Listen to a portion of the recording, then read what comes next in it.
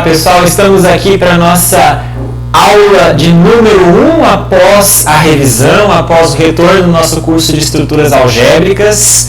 E vamos falar nesta primeira aula efetivamente, depois da revisão, a respeito de subgrupos. Bom pessoal,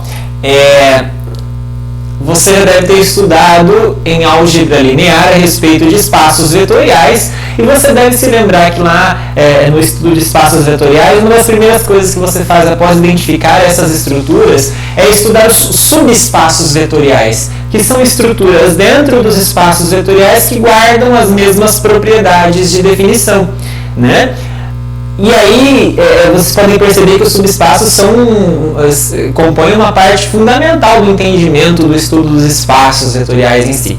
Estou fazendo essa comparação porque aqui nós estamos falando sobre a teoria de grupos e dentro de cada grupo existem possivelmente também subgrupos. Existem de fato subgrupos e aí esses subgrupos também nos ajudam a ter uma noção, um entendimento melhor sobre cada estrutura de grupo.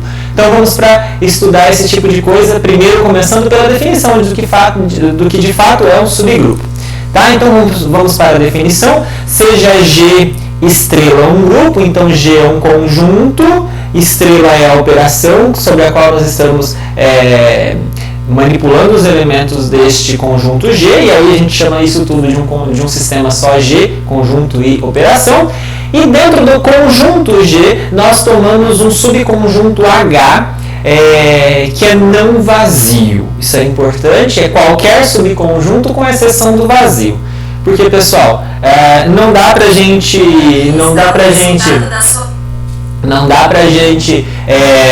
falar sobre grupo quando o conjunto envolvido é vazio. Afinal de contas, você deve se lembrar que uma das partes importantes da definição de grupo é a existência de identidade. Então, já pressupõe que deve existir pelo menos um elemento que é a identidade. Então, o conjunto vazio está fora da história. Bom, e a gente fala que H é subgrupo de G, portanto, o conjunto H junto com uma operação, a própria operação de G, a mesma operação de G, isso é importante ficar atento, é a mesma operação de G, então um subconjunto do G não vazio com a mesma operação de G, a gente fala que é subgrupo se essa estrutura de conjunto H com operação estrela é um grupo, certo? Então, temos lá um conjunto G e dentro deles pegamos um H que não é vazio. Se a gente colocar em H a mesma operação de G e com esta operação valerem aquelas três propriedades de definição, portanto, tem que ter elemento identidade, todo mundo tem que ter inverso e tem que ser associativa, e além de tudo, a operação estrela faz sentido aqui, portanto é fechada, dados dois elementos de H ao operar por estrela dá um novo elemento de H, então nessa circunstância nós vemos que H é um subgrupo de G. A gente fala que isso é subgrupo, tá certo? Há uma notação para isso, observem a notação, H, o símbolo de menor ou igual a G. Portanto, não é só ser um conjunto que está contido, não, a gente usa o símbolo de menor ou igual para dizer, olha, subgrupo, guarda a mesma estrutura de grupo que o G teria, só que dentro dele, tá bom? E vamos falar então de alguns exemplos. O primeiro é mais trivial, porque em qualquer grupo nós conseguimos identificar pelo menos ali dois subgrupos, porque a gente pode pensar o seguinte, poxa, dentro de G, então nós temos o conjunto G aqui, que é como se fosse o máximo possível dentro dele próprio, obviamente. Aqui dentro podem ter subconjuntos. Só que esse subconjunto com certeza vai ter que ter pelo menos um elemento aqui, ou melhor, vai ter que ter um elemento identidade do G. Esse é a identidade de G. Então qualquer subgrupo vai ter que conter a identidade e vai ter que estar dentro do próprio G. Aí observem vocês que nós temos aqui com isso, nós temos pelo menos dois subgrupos com certeza.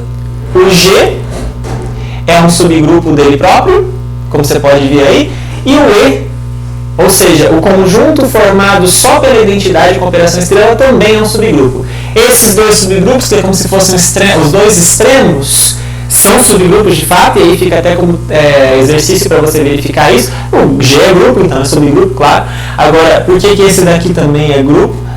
Então isso, acho que a gente até já falou isso em aulas passadas, mas vale a pena você observar novamente isso. Então nós temos os dois extremos, o G e a identidade, como sendo dois subgrupos já dentro do próprio G, tá certo? Então esses subgrupos, que são os dois extremos, a gente chama de subgrupos triviais. Qualquer outro subconjunto que esteja dentro do G, não seja o G, e não seja composto só pela identidade, nós falamos que esses subgrupos são subgrupos não triviais. Qualquer um que não seja um dos dois extremos, a gente fala que é um subgrupo não trivial, tá bom? E qualquer subgrupo que estiver dentro do G, agora sim a gente pode até habilitar o só a identidade. Então qualquer subgrupo que esteja dentro do G, mas não seja o G, a gente também pode dar um nome e falar assim, olha, é um subgrupo próprio. Lembra que subconjunto próprio é o conjunto que está contido dentro de outro, mas não é todo aquele outro? Quer dizer, tem algum elemento está naquele outro e não está nesse? Subgrupo próprio é a mesma coisa, é quando o H é um subconjunto próprio de G. Tá certo? Então esses são nomes que a gente de vez em quando pode usar na teoria. Bom, segundo exemplo, agora vamos para exemplos mais específicos. Esse aqui vale para qualquer grupo, isso que eu acabei de falar, mas vamos agora para exemplos mais específicos. Pega, por exemplo, o grupo formado por todos os reais sem o zero com a multiplicação. Você sabe que isso é grupo. Bom, agora dentro dos reais sem o zero com a operação produto, com a multiplicação, a gente pode pegar os racionais sem o zero. Aí tem um errinho de notação, tá um Q com um parênteses, mas a gente pode perceber que são os racionais sem o zero com a multiplicação. Bom, você sabe que os racionais sem o zero também são um grupo com a multiplicação. Afinal de contas, a gente pode perceber que dadas duas... Vamos com calma. Observe por que o Q estrela com produto é grupo também. Vamos olhar lá para o slide e vamos dar uma olhadinha para vamos perceber o que está acontecendo. Pega duas frações, A sobre B e C sobre D em H. Ou seja, são números racionais sem o zero. Observe então que ao fazer o produto de duas frações, dá uma nova fração, uma fração de números inteiros. Portanto, está no Q estrela, portanto está no H. Então é fechado. Peguei dois elementos, operei com o produto, está lá. Será que é associativo? É. Pessoal, observem uma coisa. A associatividade nunca vai ser um problema para a gente em termos de subgrupo, porque se eu tenho que G já é um subgrupo, qualquer conjunto dentro do G vai herdar a associatividade. Qualquer conjunto, porque afinal de contas estamos pegando elementos que estão lá em G. Então, ao trocar os parentes de lugar, nós estamos mantendo a mesma coisa que a gente já fazia em G. Então, a associatividade na hora de mostrar sobre subgrupo não é um problema para a gente. Então, de fato, é associativo o H em relação a G sempre. Bom, agora a identidade. Quem é a identidade desse subgrupo? Qual é o elemento que qualquer um que você multiplica por essa identidade dá o próprio elemento do começo? O 1, né? Vejam que 1 é uma fração de números inteiros, a gente pode escrever como 1 sobre 1, por exemplo. E esse 1 sobre 1, a identidade, está no Q estrela. Portanto, e vejam que, claro, sempre que eu fizer qualquer elemento do Q estrela vezes 1, o Q estrela é uma fração, né? Qualquer elemento do Q estrela vezes 1 vai dar o próprio elemento, tanto à direita quanto à esquerda. Portanto, o 1 é a identidade do H também. E, por fim, a inversibilidade. Dado qualquer elemento A sobre B do Q estrela, você sabe que B sobre A está bem definido. Por quê? Porque A sobre B, o A e o B não são nulos. O B não pode ser zero de qualquer jeito. E o A também não é zero porque nós estamos em Q estrela. Nós não permitimos o zero nesse conjunto. Então, você pode inverter naturalmente. B sobre A não vai ter problema ao inverter. E A sobre B vezes B sobre A dá 1, que é a identidade. Portanto, qualquer elemento no Q estrela tem inverso no Q estrela. Então, observe com essas 4 propriedades que o Q estrela produto é um grupo e está dentro do R estrela. Portanto, se é um grupo dentro de outro, a gente fala então que ele é subgrupo daquele. O H é subgrupo de G. Legal, né? Exemplo 3, vamos para um próximo exemplo aí. Vamos olhar agora para aquele grupo que a gente usa bastante, que é o grupo o grupo de ordem 4, que tem o 1, o menos 1, o i, que é a raiz de menos 1, né, a unidade imaginária, e o menos i. Como produto, você deve se lembrar que esse grupo, como eu já disse, tem ordem 4, e que a gente manipula com o produto como a gente faz lá nos complexos. Só que aí dentro desse conjunto, mais ou menos 1, mais ou menos i, eu vou tomar apenas o conjunto formado por mais ou menos 1 de novo com o produto. tem um errinho aí no slide, faltou dizer a operação, mas a operação é o produto, é a mesma da operação de G. Esse H tem ordem 2, nós já provamos em outros momentos que o H é subgrupo, que o H é grupo também. Nós já mostramos que o H é grupo, bem como o G, o H está dentro do G, estamos usando a mesma operação, portanto o H é subgrupo de G, tá certo? Outro exemplo, exemplo 4. Pega agora os complexos sem o zero com o produto usual dos complexos, o produto que a gente está acostumado. Bom, dentro deste conjunto C estrela, eu vou pegar aquele CX, lembra do CX? O CX são os elementos complexos, lembrando que os números complexos a gente pode representar no plano cartesiano, né? Fica o plano de Argand-Gauss. Mas aqui dentro do plano cartesiano, do plano de Argand-Gauss, a gente pode tomar os elementos que estão na circunferência centrada na origem de raio 1, né? Centrada na origem de raio 1. Os elementos dessa circunferência são aqueles que nós chamamos de CX. São os números complexos cujo módulo é 1, não é? Bom, aqui estão esses elementos. A gente já mostrou em aulas passadas que o CX, ele vejam, é a circunferência, não passa pela origem.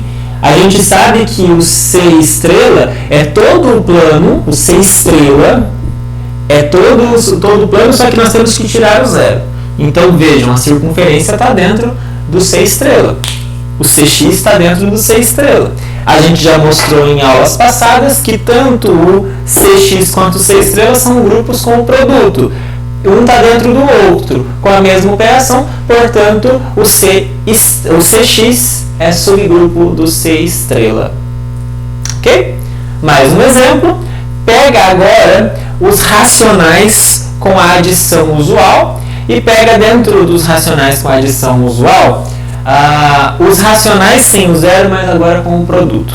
Esse exemplo é para você pensar um pouquinho comigo. Observe, nós estamos basicamente falando de um subconjunto. O primeiro, que é o G, é o conjunto dos números racionais. Eu estou tomando dentro dos racionais, os racionais sem o zero. É óbvio para você que esse é subconjunto desse, não é? Só que esse daqui eu tinha colocado com a operação soma. Esse daqui eu já estou querendo com a operação estrela. Nós sabemos que os racionais com a soma são um grupo. Nós sabemos que os racionais sem o zero com o produto são um grupo. Um está dentro do outro. Podemos concluir, portanto, que são subgrupos?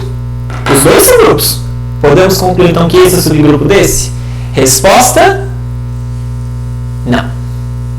Não. Esse não é subgrupo desse. Por que, se afinal de contas, um conjunto está contido no outro? E os dois são grupos. Por conta desse importante detalhe. A operação não é a mesma. Para ser subgrupo, nós não mudamos a operação. Então, para ser subgrupo, aqui teria que ser com a operação mais também. Eu mudei a operação. Então, por mais que esse esteja contido naquele, eu não posso falar que um é subgrupo do outro. Mesmo que os dois sejam grupos. Só que eu mudei a operação, né? Então, por ter mudado a operação, eu não falo mais de subgrupo. A estrutura é diferente, nós estamos em dois mundos diferentes. Um com a soma, outro com o produto. São dois mundos diferentes. Portanto, nessa história, nós não temos subgrupo. Atenção para isso, tá bom? Então, para ser subgrupo, nós temos que usar a mesma operação, um conjunto dentro do outro, mas com a mesma operação, e os dois subgrupos com aquela operação determinada. Tá claro? Atenção para isso.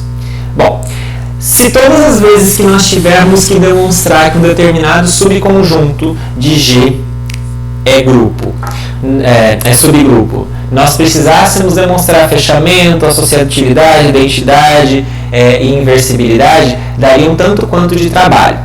Eu não sei, de novo, vou fazer a comparação lá com o seu curso de álgebra linear.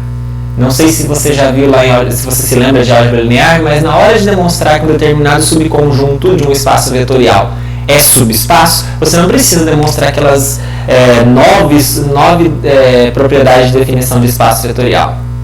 Basta, 9 ou 8, eu não lembro mais, né? Mas o que importa para você é que você faça apenas uma observação. Você tem que verificar que o subconjunto não é vazio e que a diferença entre dois elementos quaisquer pertence ao conjunto. Isso lá no estudo de álgebra linear. Ou seja, tem um critério bem mais simples para verificar se é subespaço ou não é.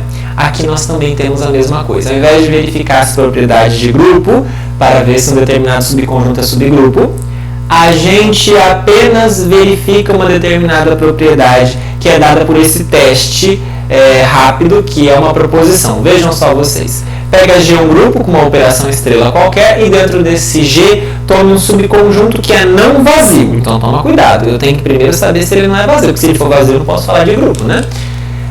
Esse H vai ser subgrupo de G, C e somente C. H é subgrupo de G, C e somente C, para quaisquer elementos A e B que eu tomar em H, ao fazer a operação de A pelo inverso de B, isso pertence ao H. Lembrando que até no slide eu não estou usando operação estrela, eu estou meio que omitindo, como a gente já está habituado, a gente vai usar a mesma notação parecendo o produto, tomando cuidado que aqui estamos omitindo a operação. Então pode ser que você esteja num grupo aditivo e aí aqui seja soma, né? Então toma cuidado com as notações, a gente vai usar ela, vai abusar dessa notação, mas precisa tomar cuidado sobre qual é a operação trabalhada. Mas enfim, qual é a moral da história aqui? H é subgrupo C e somente C, C e somente C, dados quaisquer elementos ali dentro, ao operar o primeiro elemento pelo inverso do segundo, isso pertence ao H. E vamos demonstrar isso, pessoal, vamos lá. Vamos demonstrar esse resultado. Esse resultado é muito importante. Sempre que a gente tiver que verificar que um determinado subconjunto é subgrupo, a gente pode usar isso aqui. Pegar dois elementos quaisquer. Primeiro mostrar que o H... Tem que lembrar disso, né? Primeiro mostrar que o H não é vazio. Primeira coisa. E depois pegar dois elementos do H e mostrar que um operado pelo inverso do outro está lá também. Vamos demonstrar isso rapidinho. Vou mostrar isso um pouco compactamente, mas é bom que você saiba fazer essa demonstração. Bom, primeiro comecei somente C, tem ida e volta. Ida. Vamos supor então que o H é subgrupo de G. Essa é a nossa hipótese. H é subgrupo de G. O que significa isso? Significa que os dois estão sob a mesma operação e que sob essa operação os dois são grupos. Bom, então pega dois elementos quaisquer de H. Vamos mostrar que um operado pelo inverso do outro também está lá. Como o H é grupo, você sabe que todo elemento é invertível e que a operação ela é fechada. O que eu ganho com isso? Primeiro, o B, a gente não pegou um B em H, então o inverso dele também está lá. B-1 está lá. Poxa, então o A está em H, o B-1 também está em H, e o H é fechado para a operação, então ao operar um com o outro, AB-1 também está em H. Tá certo? Então o que nós já demonstramos? Mostramos que o AB-1 está em H. O que a gente usou para isso? Primeiro, a propriedade da inversa, dado o elemento inverso dele está lá, e o fechamento da operação. Tá bom? Agora vamos para a volta. A volta, a gente supõe que dados quaisquer elementos, quaisquer dois elementos do H, a operação de um pelo inverso do outro está lá no H. Outra coisa que a gente não pode esquecer é que a gente também está assumindo o H não vazio. Então, a primeira coisa, a gente tem que mostrar que o H é subgrupo do G. Tá certo? A gente tem que mostrar que o H é subgrupo do G, claro, sobre a mesma operação.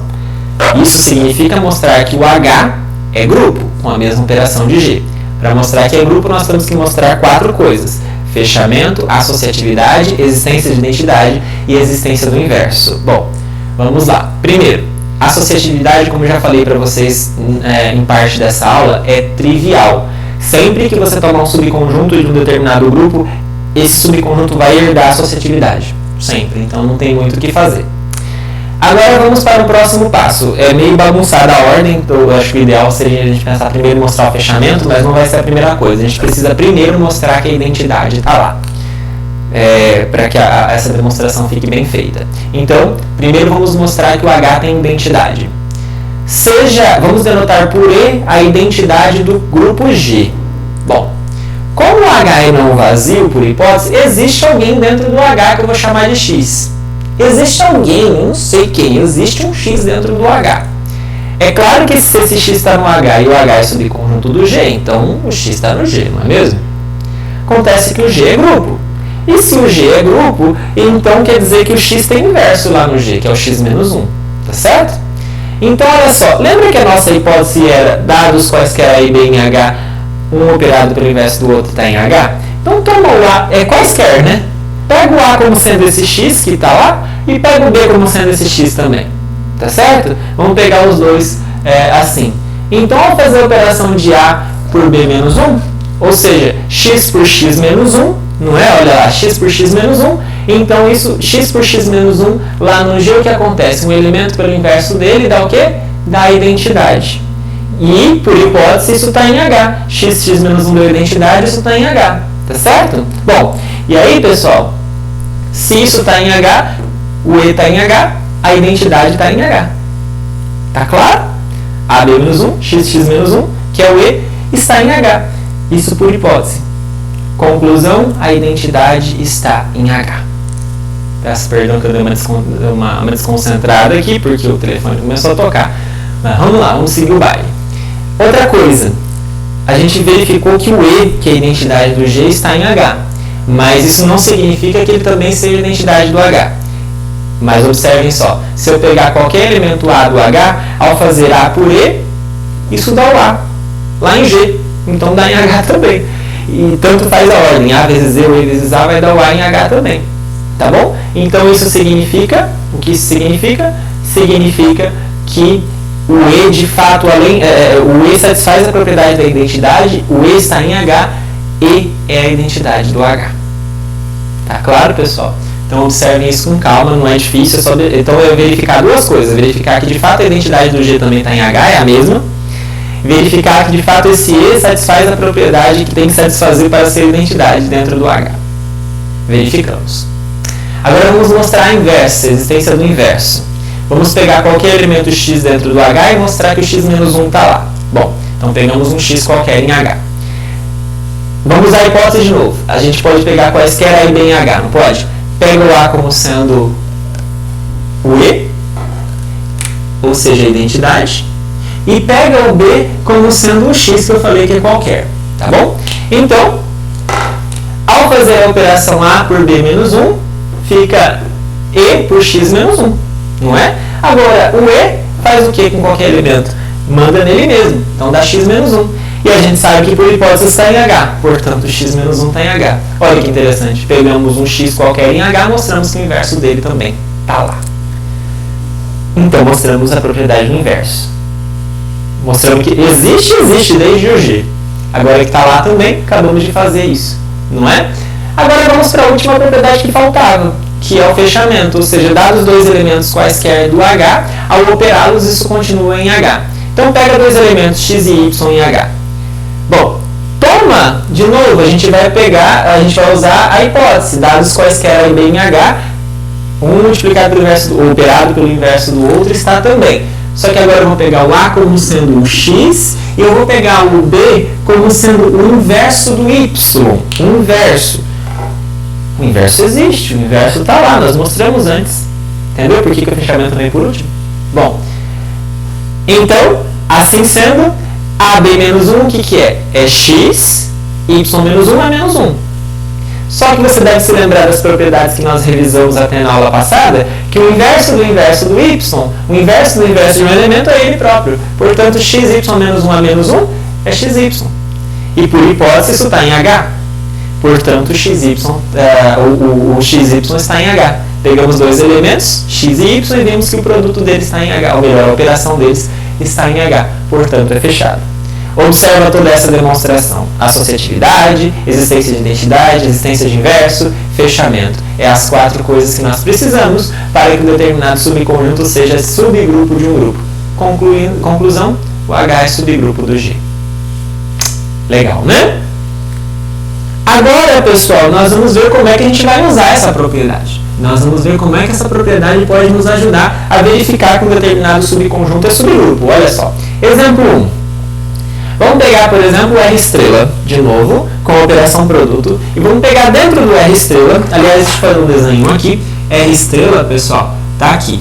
O R a gente pode representar pela reta, estrela, o zero não pode estar. Então a gente tirou o zero da história. Então é qualquer coisa menos o zero. E dentro aqui nós vamos pegar todos os números que estão dentro do R estrela, mas que são positivos, ou seja, do zero para frente. E eu vou chamar isso de H. Então esse conjunto do zero para frente, sem o zero, a gente chama de H. É claro que o H está contido no R estrela. É claro que aqui eu posso definir produto também. Será que isso é subgrupo? Será que o H é subgrupo do G? Ao invés de mostrar as 4 propriedades, fechamento, associatividade, existência de identidade de inverso, eu vou usar a proposição que nós acabamos de demonstrar. Ou seja, para mostrar que é subgrupo, que de fato vai ser, mostrar que o H é subgrupo do R estrela, nós vamos pegar quaisquer elementos do H e mostrar que um operado pelo inverso do outro está lá. Vamos ver? Então, para começo de conversa, antes de verificar essa propriedade, é preciso tomar cuidado para isso. Será que o H é não vazio? Poxa, pessoal, isso é bem óbvio, né? O H tem infinitos elementos. Tem o 1, tem o 2, tem o 1,5, tem o π, tem, enfim, um monte de coisa aqui. Ele é não vazio. Então, primeira coisa é verificar isso, tem que deixar isso registrado. Tá aí, ó. Primeiramente, observe que o H é diferente de vazio porque, por exemplo, o 1 está lá. Porque, por exemplo, o 2 está lá. Porque, por exemplo, o π está lá. Bom, e agora vamos pegar 2 elementos quaisquer em H. 2 elementos quaisquer em H. O que significa? Significa que eles são positivos. Ambos. Por definição de H. Bom, então vamos fazer a conta. O que será que acontece com AB-1? Você sabe que nós estamos com o produto usual e que B-1 significa a fração 1 sobre B. Então isso é A vezes 1 sobre B. E você sabe que operar a multiplicação de frações é multiplicar em cima e multiplicar embaixo. Então A vezes 1 sobre B, que é A sobre B. Tá certo? Então AB-1 é a mesma coisa que A sobre B. Você já sabia disso, nos reais isso vale sempre, claro, né? E aí você sabe mais uma coisa, você sabe que se você tiver uma fração de um número positivo em cima e embaixo, isso é positivo também. Não é? Positivo em cima, positivo embaixo dá positivo. Portanto, o AB-1 é positivo. Portanto, o AB-1 está aqui, está no H.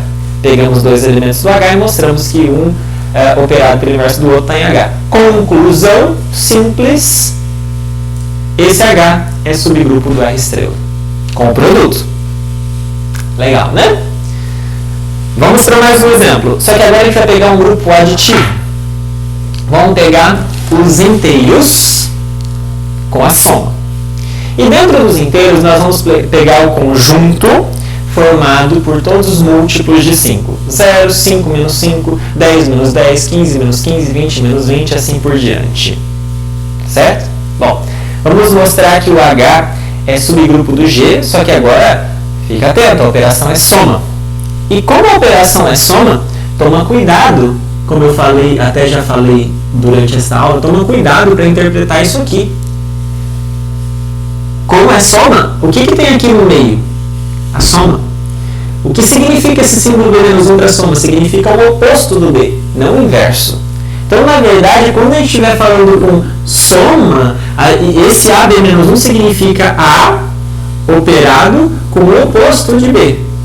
Certo? Lembra disso? A gente usa esse símbolo porque é muito mais fácil na teoria trabalhar com ele, lembrar do grupo multiplicativo, mas quando eu estiver com soma eu tenho que entender que aqui no meio tem uma operação, que a operação é a soma, e que esse B-1 significa o elemento que operado com B volta na identidade, que no caso aqui é o elemento neutro, o 0.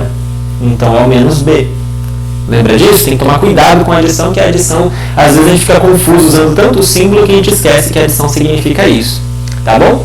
Então, primeiro, observe que o H, que é o conjunto dos múltiplos de 5, não é vazio. Você está vendo um monte de gente aí, o 0, 5, menos 5, etc. Por exemplo, o 0 está ali, então não é vazio.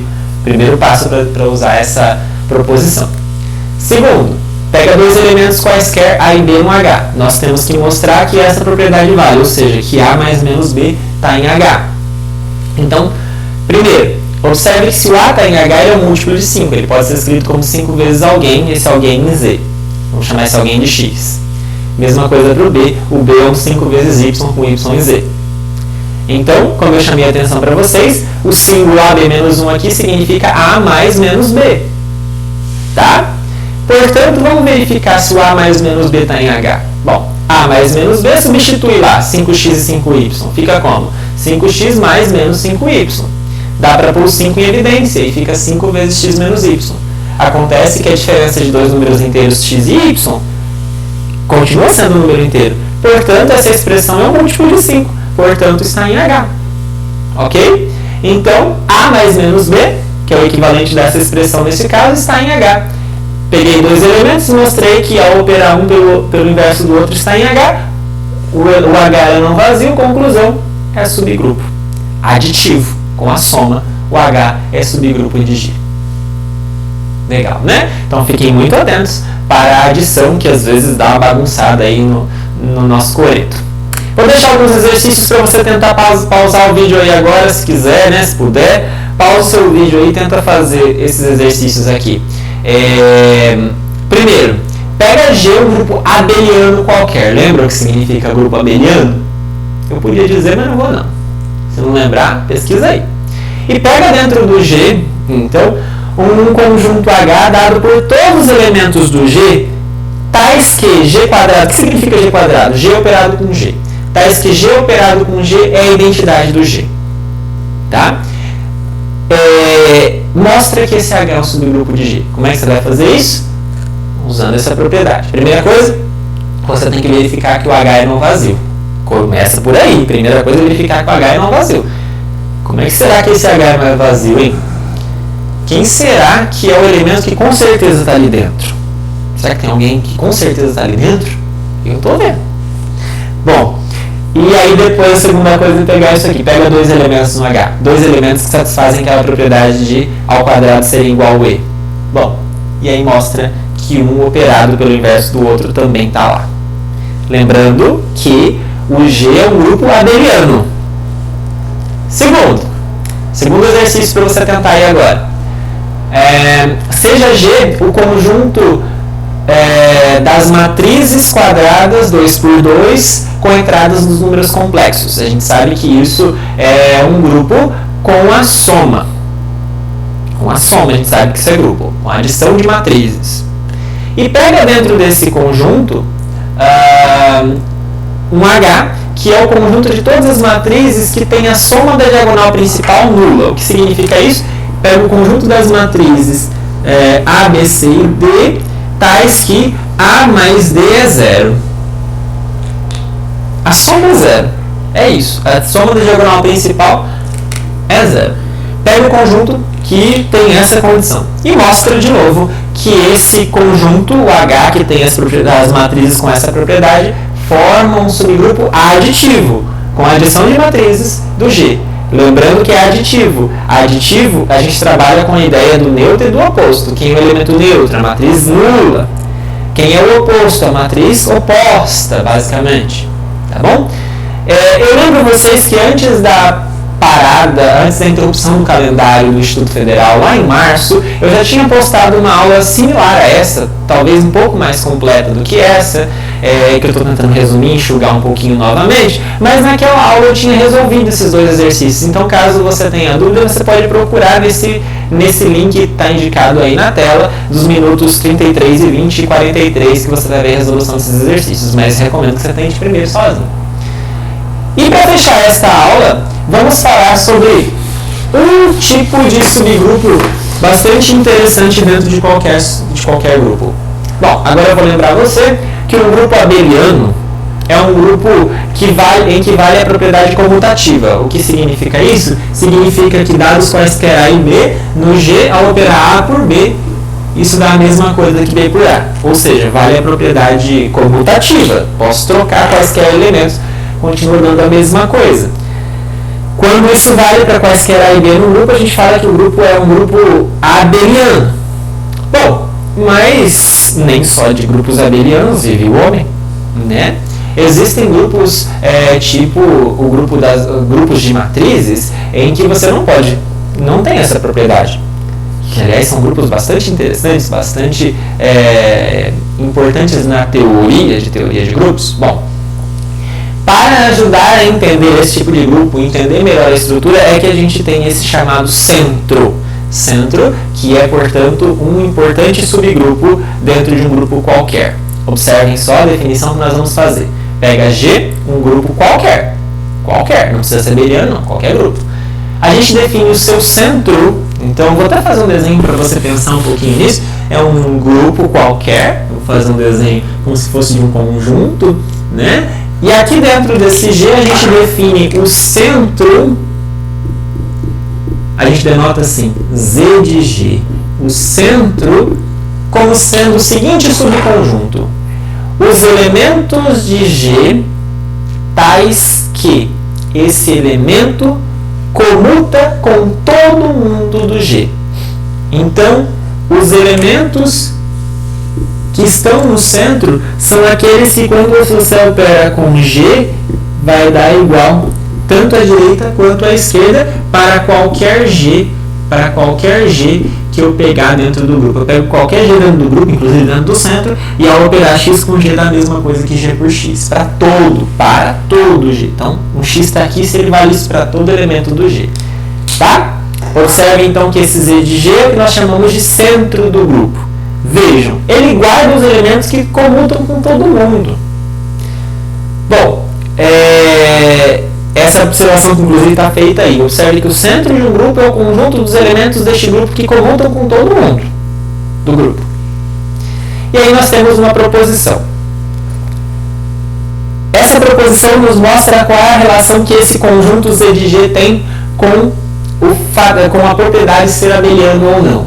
Olha só que resultado forte e legal. Um grupo é abeliano, ou seja, vale a propriedade comutativa, se e somente se. Não há outra circunstância. Se e somente se o centro for todo o grupo. O centro for todo o grupo.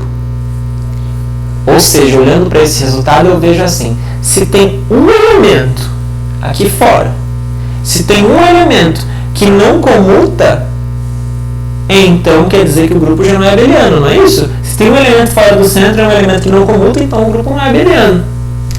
Rapidinho eu vou passar por essa demonstração, não é difícil. Vamos lá. Então tem duas fases para fazer, ida e volta.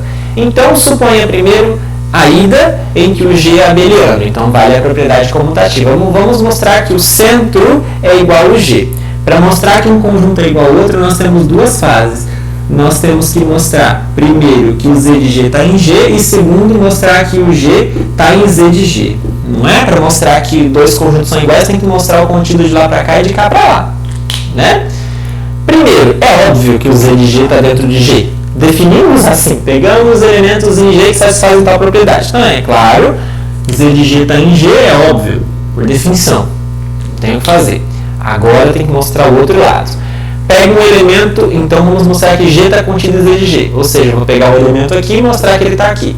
Pega um elemento X em G qualquer. Vamos lá. Vamos mostrar que ele está no Z de G. Para mostrar isso, tem que mostrar que ele comuta com todo mundo. Então, vamos lá. Para mostrar que ele comuta com todo mundo, eu pego alguém, um G qualquer. E aí, como G é abeliano, a gente sabe que X vezes G é igual a G vezes X. Não é? Pegamos um G qualquer e mostramos que XG é igual a GX. Por quê? Porque o grupo é abeliano, vale a propriedade comutativa. Uai, então quer dizer que o X está no centro. Se o X está no centro, então quer dizer que eu peguei um elemento qualquer do G, mostrei que ele está no centro, então quer dizer que o G está dentro do Z de G. Ora. Vale isso, portanto os dois conjuntos são iguais. G é igual a Z de G. Ida está feita. Agora vamos para a volta. A volta é: assuma que o centro é igual ao G. Vamos mostrar que o G é abeliano. Para mostrar que o G é abeliano, eu tenho que pegar dois elementos quaisquer do G e mostrar que eles comutam. Bom, então pega dois elementos A e B em G quaisquer. Por exemplo, claro, o A está em G, né? Mas, por hipótese, o G é igual ao centro. Então quer dizer que o A está no centro. Mas se o A está no centro, significa que ele comuta com qualquer outro elemento do grupo. Em particular, ele comuta com B. A com B é B com A. Peguei dois elementos. Como é que é o negócio? Peguei dois elementos no G, mostrei que eles comutam. Conclusão: o G é abeliano. Simples, né? Outra demonstração que vale a pena você saber. Tá? Vou só fazer um exemplo, só que eu não vou fazer as contas aqui agora de como é que essa propriedade. Aliás, não é dessa propriedade, perdão. Mas é para a gente observar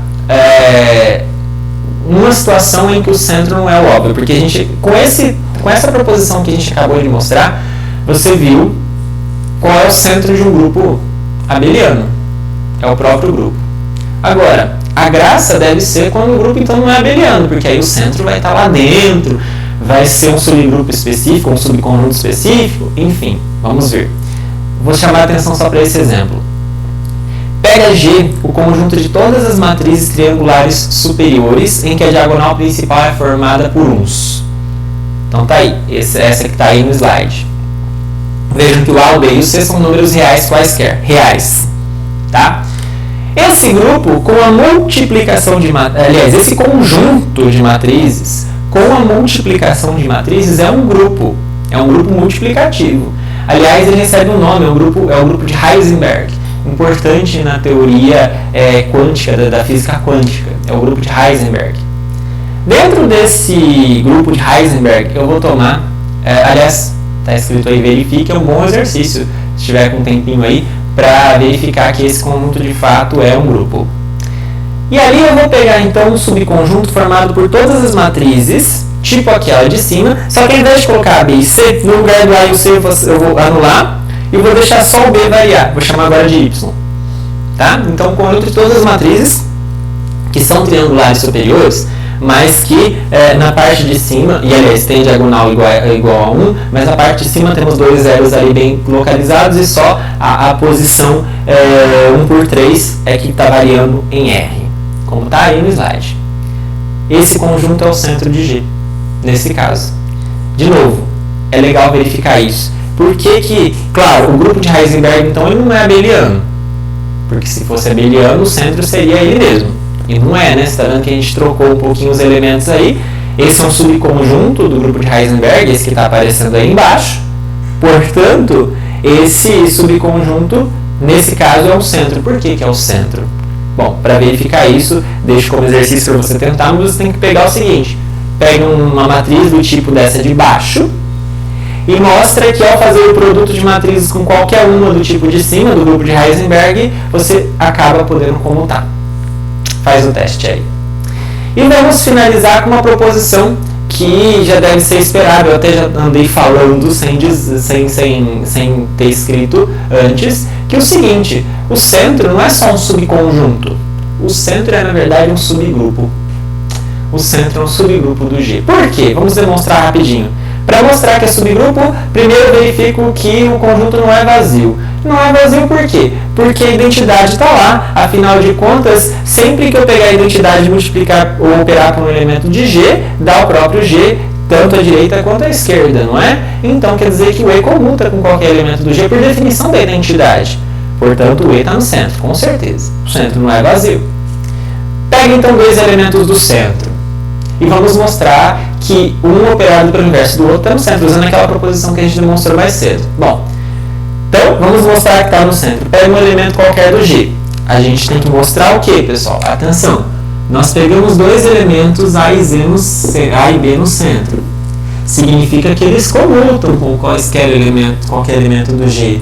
Significa que AG com GA comuta, BG com GB comuta, e o que eu quero mostrar? Quero mostrar que AB menos 1G também comuta. Quero mostrar isso aqui, tá certo? Então vamos lá? Olha, pelo fato do BG ser igual ao GB, então eu posso multiplicar por B menos 1 à direita, posso multiplicar por B menos 1 à esquerda e fica assim, né? A direita e a esquerda. Fica lá, B menos 1 à direita, B menos 1 à esquerda. Tá vendo? Eu peguei dos dois lados, eu posso fazer isso, claramente. Agora, observa uma coisa. B menos 1B é a identidade. B menos 1B é a identidade. Então, vai acabar aparecendo a identidade ali. E a identidade não faz nada. Então, vai ficar GB menos 1 igual a B menos 1G. Certo? Vamos guardar isso aí rapidinho. Isso aí vai nos ajudar no seguinte. A gente não quer mostrar que AB menos 1G é igual a GAB menos 1? Bom, agora, olha para essa expressão. AB menos 1G, o B menos 1G, na verdade, é GB menos 1. Certo? Nós podemos trocar B menos 1G por GB menos 1. Claro, né? Agora, o AG e o GA eu posso trocar. AG e o GA eu posso trocar. Bom, então fica GAB menos 1. Acabou. O AB menos 1G é igual a GAB menos 1. Significa que o AB menos 1 comuta com qualquer elemento G do G. Significa que o AB menos 1 está no centro. Pegamos dois elementos A e B no centro, mostramos que um operado pelo inverso do outro está no centro. Conclusão, o centro é de fato um subgrupo do G. Tá bom? Então, com isso, nós terminamos essa aula de subgrupos. Rapidamente, lembrando que nós falamos o seguinte, nós definimos o que é um subgrupo, nós fizemos uma série de exemplos a respeito disso, nós mostramos um critério, um teste rápido para você verificar que um determinado subconjunto é subgrupo de um certo grupo. bastante importante, então é bom saber demonstrar aquele resultado, mas principalmente é bom saber usá-lo. E nós falamos no final sobre um tipo de subgrupo bem específico dos grupos que é o centro dele. Então, o que é o centro, o que significa o centro, fizemos aí um exemplo rápido, mas um resultado importante é que um grupo abeliano, sem somente ser o seu centro é ele próprio, é o próprio grupo todo, e esse centro é um subgrupo, não só um subconjunto. Então, tudo isso nós vimos nessa aula e fica agora para você estudar, se dedicar a esse assunto, tá bom? Até a próxima aula, pessoal!